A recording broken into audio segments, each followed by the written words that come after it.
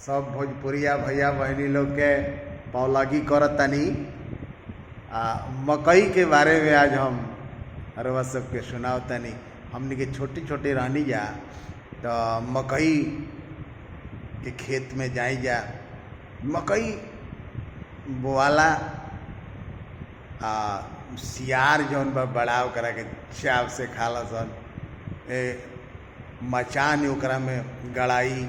हमनी के जाई जा मचान पर चढ़ब जा आ बैठ के टीन लेके आ लकड़ी से डंटा से खूब पीटब जा आ सियारन के बहगाई जा आ तबो ना मनिया से सियारा के तोड़ दे बलिया तूर ले चढ़ चढ़ क के बलिया तूर के लेके भाग दिया। ऐसा सियार मकई के इतना प्रेमी हवसन सियार कि कतही मकई रही न आके पट से ना में से बाल तूर के खाए लगे हसन। ओकरा में पहले ककड़ी बोआई, फूट बोआई, खूब डामी होई, डामी एकदम लाले लाले डामी। जब ओकरा के छील जाई तो एकदम लाल निकली, इतना मीठ लगी। आ फूट अपने से फाटी जाई, अपने से फाट के हम इतना सुगंध आई ओकरा में मत कहीं। आ छोटी छोटी छोटी छोटी गुरमी फरी हसन। गुरमी फरी ओकरा में खूब जब पाक के एकदम पियर हो जाई आ ओकरा खैला पर एकदम मीठ लागी।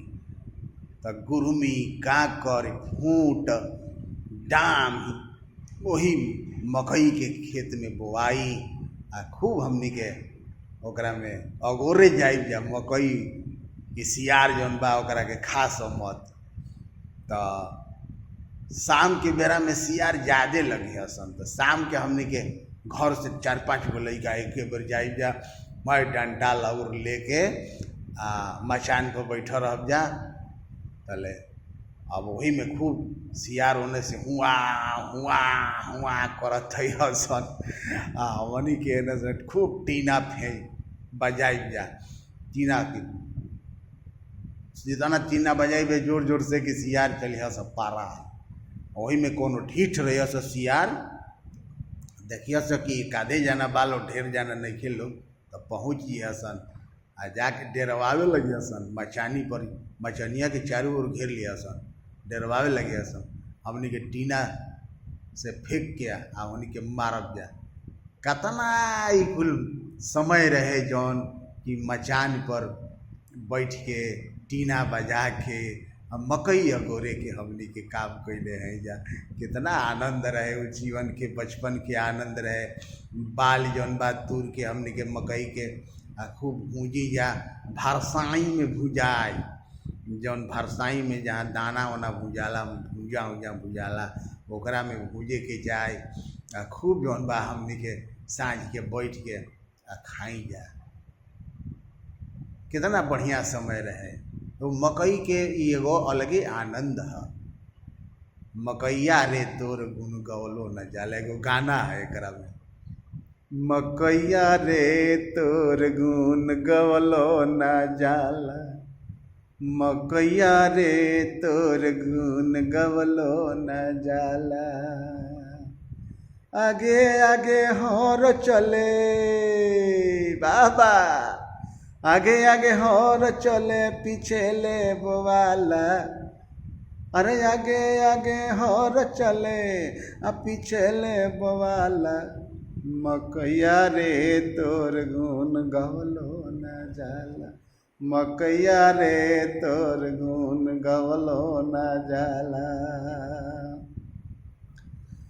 आरे भात करे फदर फदर। एकर भात बनेला ना तो बड़ा हिसाब से बनावे पड़ना, तो मैं तो यहीं जरी जाई इतना फद फद फेंके लगी। भात करे फुदुर फुदुर, भात करे फुदुर फुदुर आ रोटी छिताराला।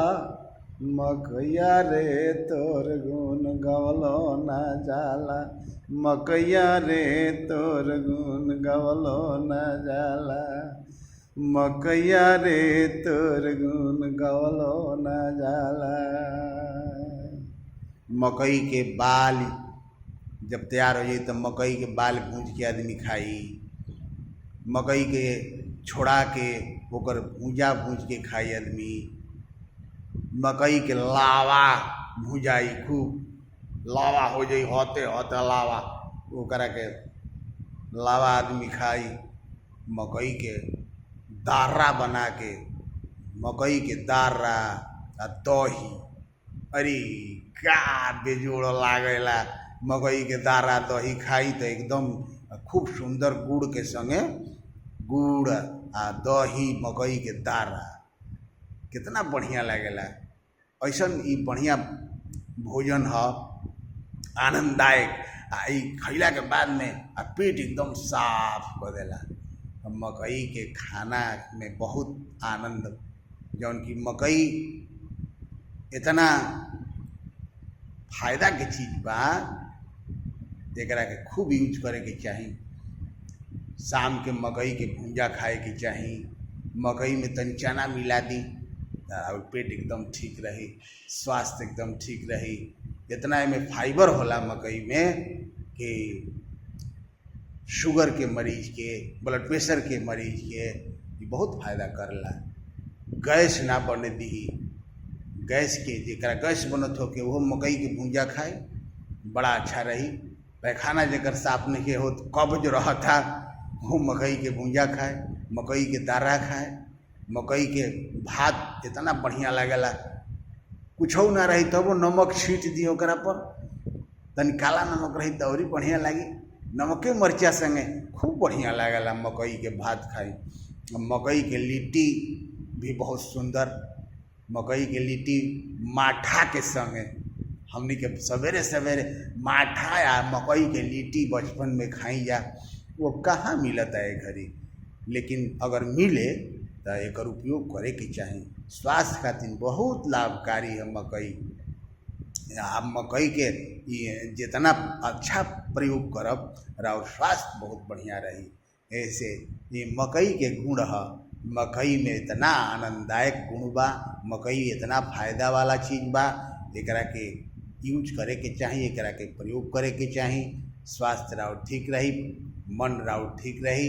तो ई मकई के बारे में आज हमारा मन में भाव आइल है कि मकई इतना बढ़िया चीज़ है, ओकरा के मक्का कहल जाला, जनेरा कहल जाला, बहुत लोग भादया कहेला, ऐसे कि भादों में होला। भादों में एकदम तैयार हो जाई, पहले भादया मीठ लागी एकदम। तो एगो जनेरा होला, एगो जनेरी होला। जनेरवा बड़े बड़े जौन दाना वाला होला, उजर उजर, उ जनेरा कहाला।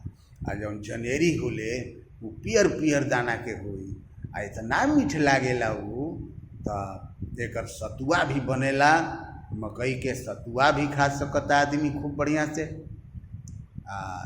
मकई के भात भी, मकई के रोटी, मकई के दार्रा, मकई के भूंजा, माने ई 12 व्यंजन एक से बन सकेला आ खूब एकर यूज कर सकेला आदमी। मकई के दार्रा में घी व चीनी हमनी के ओकरा में खूब मिस के हमनी के मिले खाए खातिर कितना अच्छा लागे। ओकरा के मावा कहल जाला, कितना आनंददायक लागेला। तो ई मकई के बारे में हम आज रउआ सबके याद पड़ौनी। रउआ सब एकरा के जितना यूज करब और स्वास्थ्य सही रही।